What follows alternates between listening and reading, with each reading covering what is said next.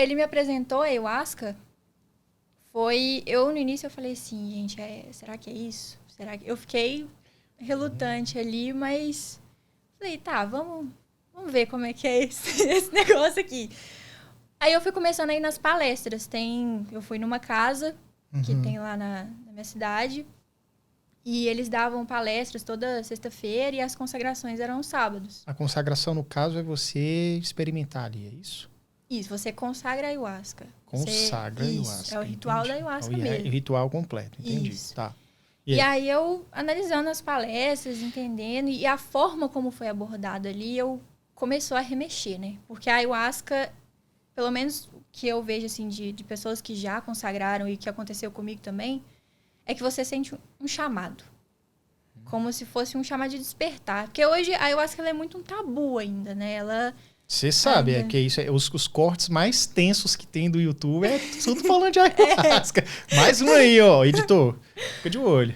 Mas a ayahuasca é porque, eu não sei se você conhece, mas a ayahuasca ela é uma bebida enteógena, que ela é de origem indígena, né, mais especificamente da Amazônia, que é a mistura de umas raízes de cipó amazônico. E aí é considerado um tabu porque o pessoal acha que é droga. Porque até num vídeo que eu fiz no canal, o pessoal comenta, eu não acho que autoconhecimento tem que usar droga, não. E eu falo, não, gente, não é droga. É um ritual mesmo espiritual, né? Eles falam que é um despertar de consciência. E aí, quando eu consagrei, foi uma experiência, assim, que eu acho que eu nunca senti nada igual na minha vida. Da primeira vez? Foi uma vez que eu consagrei. Foi uma vez? Uma vez. Inclusive, já tô sentindo chamar de novo. Olha aí! Mas foi, assim, transcendental. Eu falo que eu me dei de frente com os meus maiores medos, inseguranças, assim, mas... Você antes da consagração, você puxa isso da memória? Por exemplo, você tem alguns medos e receios naturais seus, e aí, de repente, quando você é consagrada, pelo que você está me falando, aí você enfrenta eles. Você, vamos supor, vê que não são tão problemáticos, tão temerosos assim. É alguma coisa nesse sentido? Também. Mas quando eu consagrei, eu vi que os meus medos e as minhas inseguranças, da forma como eu enxergava eles, me destruía. Era algo que eu enxergava como um bicho de 7 cabeças e o que aquilo estava passando para mim. É igual a ansiedade. Eu vi a autocobrança em representação mesmo. Eu me autocobrando ali e vendo o que isso trazia para mim. Era um sentimento. A ayahuasca, ela também tem muita gente que fala que é mais... Você sente mais. Você não vê tanta coisa. O pessoal às vezes fala que não escuta, mas eu ali, pelo menos a minha experiência foi o ver e o sentir. Esse processo durou quanto tempo? Foi 4 horas. 4 horas. 4 horas. Você sente... o que você vive hoje, você sente que foi fruto dessa... É como se fosse uma chave que gira. Tipo, girou a chave. Ou é um negócio assim que você sentiu no seu corpo por mais dias ou meses, ou sei lá. Você fala o efeito da porque ayahuasca, assim, o efeito, você falou que é 4 horas. Tá, mas e depois? E dias depois? Ainda sente alguma coisinha? Como é que trabalha isso no seu corpo? No caso, na hora da consagração, às 4 horas, você sente pelo menos pra mim ali, eu senti o corpo tendo as modificações, às vezes das limpezas, né? Que você pode ter vômito, pode ter vários tipos de suor, bocejo. Mas depois, eu senti que eu fiquei mais introspectiva. Eu não tinha muito efeito da ayahuasca, mas... Eu acho que eu comecei a ter mais o sentimento ali de questionamento. Eu fiquei mais aflorada, vamos dizer assim. Os sentimentos ficaram mais aflorados. Entendi. E aí até antes mesmo, começava uma semana mais ou menos antes, eu sentia que eu tava num processo ali. Eu falava assim, não, tem alguma coisa acontecendo aqui. Tem alguma coisa acontecendo comigo. Minha mente tá um pouco mais... eu não digo dispersa, mas criando mais...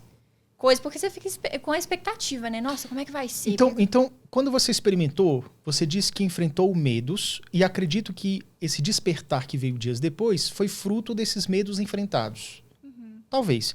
Como é que é isso? Quais foram os medos que você sentiu e que você enfrentou, e como isso ajudou para ser uma Giulia diferente a partir dessa consagração?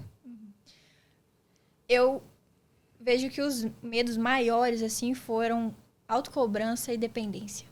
Que a dependência emocional era uma coisa que até hoje, assim, está em construção para ir diminuindo, né? Mas ali, para mim, foi uma demonstração muito forte disso. Porque desde pequena, eu sempre me autocobrei muito. Era o perfeccionismo. Tem que ser tudo da melhor forma possível. Tem que ser tudo direito. Não pode ser nada errado. Eu, por exemplo, até falar de uma experiência assim, de infância mesmo. Quando eu ia arrumar a cama, o lençol e o cobertor tinha que estar na mesma linha. Assim, ó. Tinha que estar na régua. E quando eu não conseguia fazer isso, eu chorava, esperneava. Não consigo.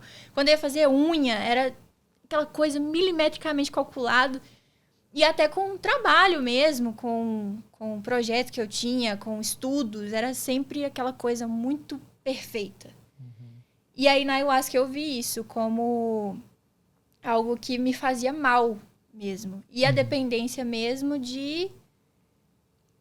dependência emocional, você acredita que tem uma origem na família, talvez nos pais? Ou era uma coisa assim de dependência emocional com relação a afeto com outras pessoas, com amigos e namorados? Eu acho que pode ter, sim, em relação à família. Porque, por exemplo, os meus pais se separaram quando eu era muito nova. Então, meu pai, por exemplo, eu não tinha tanto contato com ele. Assim, eu via de vez em quando aquela coisa, mas eu falo que eu não tinha uma figura de autoridade ali, talvez de masculina, eu não tinha aquela coisa. Então, eu acabava depositando isso nos meus relacionamentos. E quando eu me relacionava, eu apegava. E eu digo mais que é a dependência emocional em relacionamentos amorosos. Porque até amizades assim mesmo... família, eu não tinha tanto esse apego. Tanto é que eu nunca tive dificuldade. Tanto é que não teve muito assim, amigo e tá de boa, né? Pelo menos. Mas agora, relacionamento, talvez... Muita gente fala sobre isso, né? Que talvez você projeta...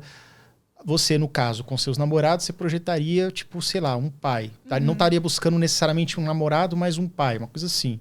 Assim como acontece o contrário.